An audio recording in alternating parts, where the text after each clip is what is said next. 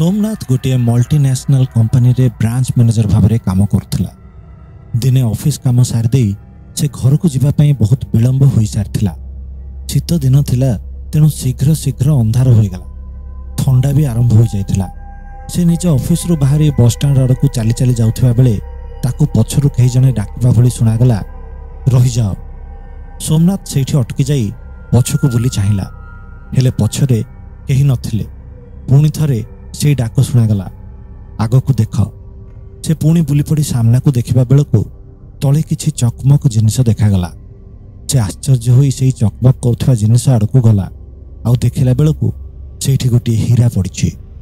से हीराटी को निज हाथ को नेला। एते सुंदर आउ बड़ हीरा देखी से बहुत खुशी हो गला। किंतु सोमनाथ को जना नथिला जे एइटा कौनसी साधारण हीरा नुह, बरम एक मायावी हीरा। से हीरा को से निराखी देखुथिबा समय रे हीरा भितरु शब्द शुणागला, जदि तुमको अहुरी अधिक हीरा दरकार तो एई जगह को खोली देख, बहुत हीरा मिलिबो। सोमनाथ भारी खुशी हो गला। आउ से हीरा को निज पॉकेट रे भरी देई सामना स्थान को खोलिबाकू लागिला। प्राय 2 फुट तल को खोली सारिबा परे सोमनाथ जहाँ देखिला ताहाको देखी से भय चित्कार कर तले मुह बुले पड़गला। से खालरे जड़े मनीषर कटा मुंडटीए थिला। आउ सोमनाथ यह देखी बहुत डरी जाइथिला। से मुह बुले तलक पड़ जावा परे जेतेबेले पुणी थरे से खाल भीतर को चाहिला, सेतेबेले से कटा मुंड आखि खोली सोमनाथ को चाहि कहला, जमा डर नहीं, मु तुमर किछि अनिष्ट करिबि नहीं, बरं मु तुमको बहुत गुड़े हीरा और अलंकार देबी। बास मो कथा ध्यान दे सुन एवं मु जो आड़े जाउछि सेई आड़े मो पछे पछे आस। तापरे सेई कटा मुंड खाल भीतर आपे आपे बाहरी आसी उड़ीबाकू लागिला। आउ जंगल आड़कू चलिला। पाखापाखि 1 किलोमीटर चलिबा परे सेई कटा मुंड गोटे स्थान रे स्थिर हो गला। आउ सोमनाथ भी थकी पड़िथिला। हेले सेई कटा मुंड कहला, एही स्थान को खोलो, एठारे अनेक बहुमूल्य हीरा मोती सबू अछि, एही स्थान को खोलिबा आरंभ कर। सोमनाथ निज भाग्य पर विश्वास करि पारु नथिला। ता सह जहा सब हेउथिला से सब मध्य अविश्वासजनक थिला। तथापि से सेही स्थान को खोलिबाकू लागिगला।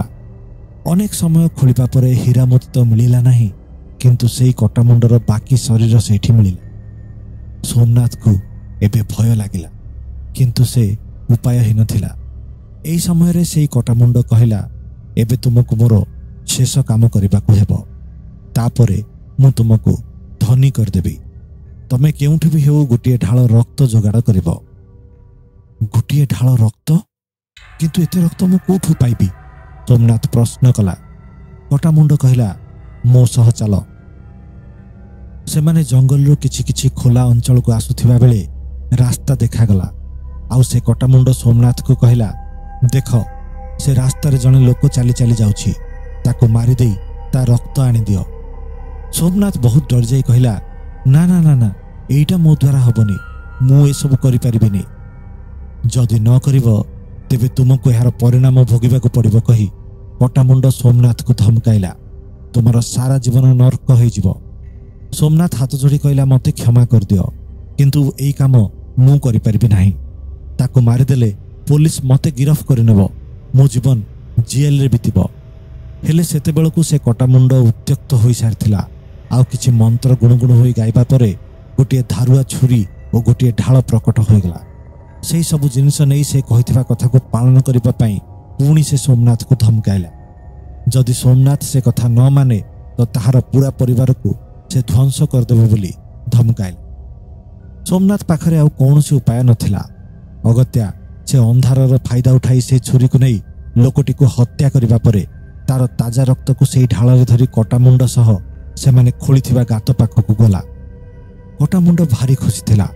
सोमनाथ हाथ में रक्त भरा ढाल देखी कहला, से रक्त मो शरीर उपरे पकाओ। शरीर रे रक्त पड़िबा परे शरीर हलचल हेबाकू लागिला। आउ देखु देखु से कटा मुंड से शरीर रे जाई लागिगला। एबे से कटा मुंड शरीर ता सामना रे ठिया होइथिला। पूरा शरीर कंकाल भली दिसुथिबा बेले रक्त रे धोई होइथिला। एई भयंकर दृश्य देखि सोमनाथ भयभीत हो जाइथिला। एई समय रे से भूत निज शरीर को भल भाव देखिबा परे हाथ गोड़ हलाइबाकू लागिला।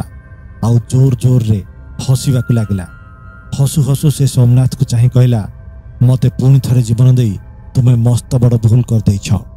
ତୁମ ସହିତ ଏବେ ମୁଁ ଏଇ ସହରକୁ ହିଁ ନଷ୍ଟ କରିଦେବି। ଭୟରେ ସୋମନାଥର ମୁହଁରୁ ଶବ୍ଦ ବାହାରୁ ନଥିଲା। ସେ ନିଜ ଜୀବନ ବଞ୍ଚାଇବା ପାଇଁ ବଳ ସଞ୍ଚୟ କରି ସେହି ସ୍ଥାନରୁ ବାହାରି ଦୌଡ଼ିବାକୁ ଲାଗିଲା। ହେଲେ ସେହି ଭୂତ ଭାରି ବଳବାନ ଥିଲା।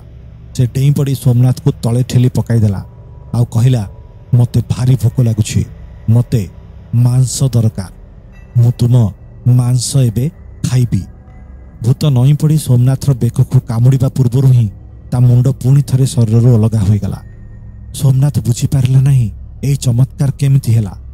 ସେ ମୁଣ୍ଡ କଟା ଶରୀରକୁ ଠେଲି ଦେଇ ଠିଆ ହେବା ବେଳକୁ ସେଠାରେ ଜଣେ ଅଘୋରୀ ବାବାଙ୍କୁ ଦେଖିଲା। ସେ ଅଘୋରୀ ଜଣକ କହିଲେ, ତୁମେ ଯେତେବେଳେ ଢାଳରେ ରକ୍ତ ନେଇ ଆସୁଥିଲ ସେହି ସମୟରେ ମୁଁ ଜାଣିପାରିଥିଲି କିଛି ଗୋଟାଏ ଅନିଷ୍ଟ ହେବାର ଅଛି। ସେଇଥିପାଇଁ ମୁଁ ତୁମ ପଛେ ପଛେ ଆସିଥିଲି।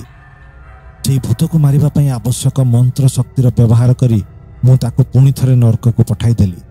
ଏବେ ତମେ ଘରକୁ ଯାଅ, ଏବେ ତମେ ସୁରକ୍ଷିତ, ତୁମ ଉପରେ କୌଣସି ବିପଦ ନାହିଁ। ସୋମନାଥ ମୁଣ୍ଡିଆଟେ ମାରିଦେଇ ତରତର ପାଦ ପକାଇ ସେହି ଜାଗାରୁ ବାହାରି ଆସିଥିଲା। ଏହାପରେ ସେ କେବେ ବି ବିଳମ୍ବ ପର୍ଯ୍ୟନ୍ତ ଅଫିସରେ ରହିନାହିଁ କିମ୍ବା ରାତିରେ କୁଆଡ଼େ ଏକା ଯାଏ ନାହିଁ। ଆଜି ବି ସେହି କଥା ମନେ ପଡ଼ିଲେ ତା ଆତ୍ମା ଥରିଯାଏ। ଆପଣ ଶୁଣୁଛନ୍ତି ଡଷ୍ଟି ଟେଲ୍ସ ଓଡ଼ିଆ ପୋଡକାଷ୍ଟ। ଯଦି ଆପଣଙ୍କୁ ଆମର ଏହି ଉପସ୍ଥାପନା ଭଲ ଲାଗେ ତାହେଲେ ଏହାକୁ ଲାଇକ୍ କରନ୍ତୁ ଏବଂ ନିଜ ବନ୍ଧୁମାନଙ୍କ ସହ ସେୟାର କରନ୍ତୁ।